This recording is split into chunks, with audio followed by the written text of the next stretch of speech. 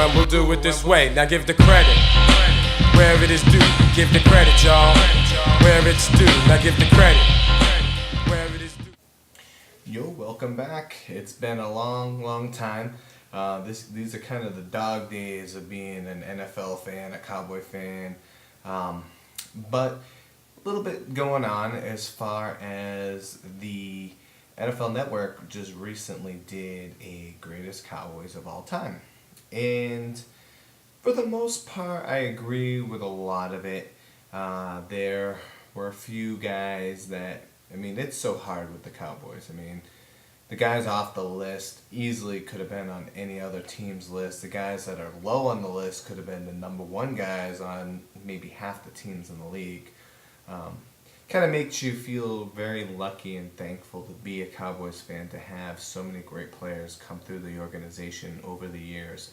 And but there, of course, I'm doing a video and I am a little bit peeved on one thing, and one thing only, really. So the number one Cowboy was Tom Landry, and there you get no argument out of me.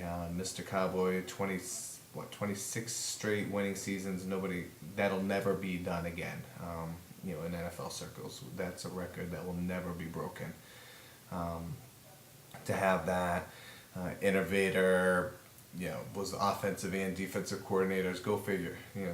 See who does that now. Maybe Belichick has the most hands on both the offense and the defense. But most coaches are one-trick ponies for the most part. To have Landry be able to do it all, he was just in a league of his own, in my opinion. Him and Don Shula kind of were the AFC, NFC main honchos, for many years. So number 2 on that list was Roger Staubach. Honestly, I haven't seen him play. I'm not grizzled. I'm not too old. I'm old enough, but not that old. To see some of these guys. I never saw a lick of Don Meredith. Never saw Bob Lilly play, except I see these guys in highlights. Staubach, for the most part, captain, come back, kind of made him America's team. Very exciting to watch. For the most part, you get no argument for a lot of guys, but you know what? Let me go down the list before I get going here. So you had number 3. The number 3 was the big shocker. My favorite Cowboy of all time, Michael Irvin. Love the guy. Just love him. He has his demons and detractors, but he is my guy. You had Randy White, Dorsett. No arguments there. I'm not even going to go in order anymore.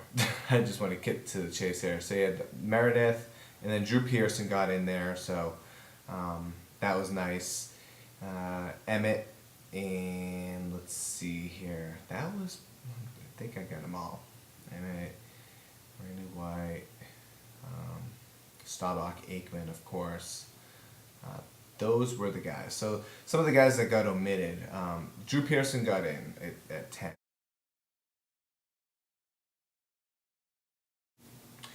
All right, so you will see that this video is kind of broken up. I got a little interrupted in the middle of the other one. So I'm just going to tack this one onto that. So if you see like a little glitch, don't worry about it. So so I got through the rankings, and my biggest gripe, and because it just drives me nuts, is the lack of respect for number 22. Not Bob Hayes 22, but Emmitt Smith 22. The guy has the all-time rushing mark, touchdown mark, carries mark, 3 Super Bowl titles, only guy to rush for 1,000 yards in 11 consecutive years, and this is all at a position where durability doesn't happen. They're the sports cars of the NFL. You get a running back, you burn them for 3 years, and you trade in and get a new one. The fact that he did it for so long and at a high level at his peak. So he peaked, he had a high level, and he produced. He was a multi-dimensional back, and I am just sick and tired of him getting no respect. He was number 6 on the all-time Cowboys This guy is a number one top 10 guy of all time. I don't care what anybody says. The numbers speak for themselves. The production speaks for itself. I don't care. You can tell me he's had a great line.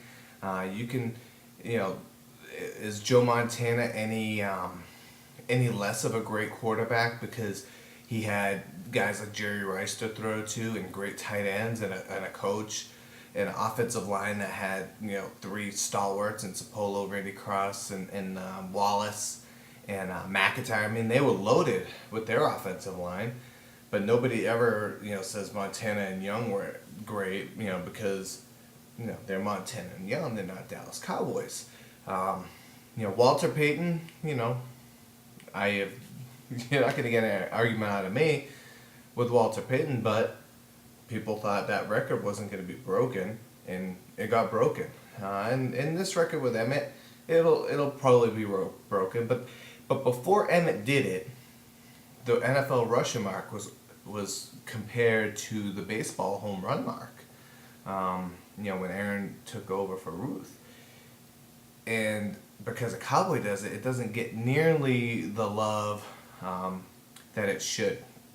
And you look at, he had 7 straight 100-yard games in the playoffs, 9 straight with a touchdown. He did it on the biggest stage. The team needed him to repeat, and he had a messed up shoulder and still carried the team.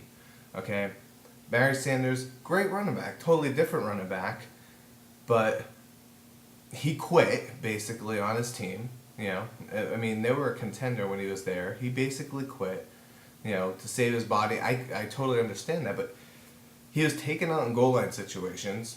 Otherwise, maybe he would be close to Emmitt Smith with touchdowns, possibly. People say give him Emmitt's line, but he wasn't the same back.